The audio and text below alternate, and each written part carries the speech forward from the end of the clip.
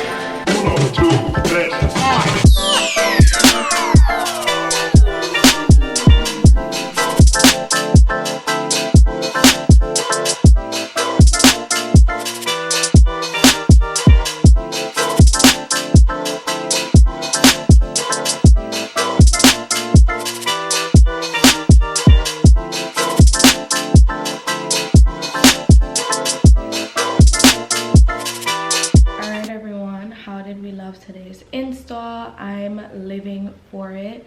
I'm loving the luster, the hair color, the way it complements my skin tone. Like, I'm gonna definitely stand out. I'm going to a concert right after this, so she's definitely gonna eat. It's give her a nice little bob chop, but we will see. But as for right now, I'm loving it. It's giving Elsa vibes, like the blue, the white.